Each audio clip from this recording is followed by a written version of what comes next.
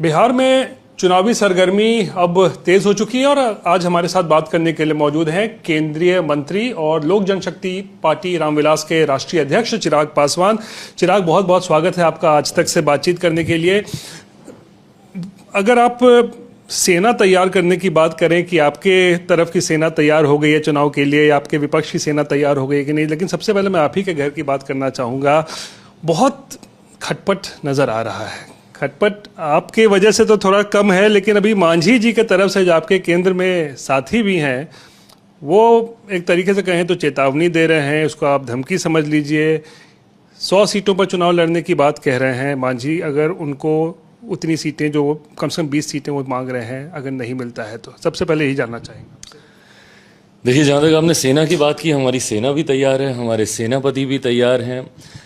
और एक बात मैं स्पष्ट तौर पे बोल दूं, ये एक नैरेटिव सेट करने का प्रयास किया जाता है चुनाव से पहले, और हर चुनाव से पहले हम लोगों ने देखा, जहां एक तरफ महागठबंधन में कुछ तय नहीं हो रहा होता, बट वो बहुत खूबसूरती से बॉल हमारे पाले में फेंक देते हैं और इस बात का नैरेटिव सेट कर देते हैं कि एनडीए में तो सीटों का बंटवारा नहीं हो पाएगा, एनडीए में बहुत दिक्कत होगी सीटों के बंटवारे की। ये हम लोगों ने हर लोकसभा में देखा, हर विधानसभा में देखा, जबकि हकीकत में महागठबंधन में कितनी खींचातानी हुई है। हम लोगों ने तो यहाँ तक भी देखा कि एक चुनाव में नॉमिनेशन, मतलब ये अनाउंस होने तक, चुनाव अनाउंस होने तक, नोटिफिकेशन आने तक जो दल उनके साथ थे, नॉमिनेशन होते होते वो दल उनसे छटक गया।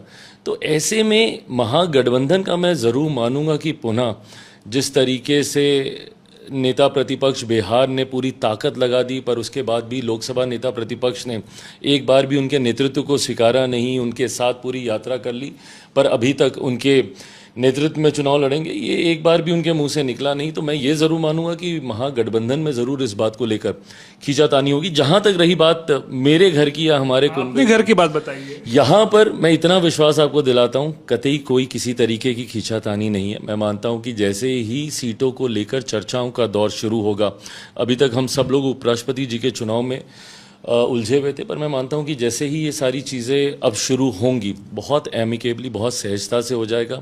मांझी जी के बयान का आपने जिक्र किया, उन्होंने अपनी एक पोजीशनिंग को लेकर चुनाव के आसपास इस तरीके के बयान हर दल देता है, इच्छा रखता है कि भाई ज़्यादा से ज़्यादा उनको सीटें मिले।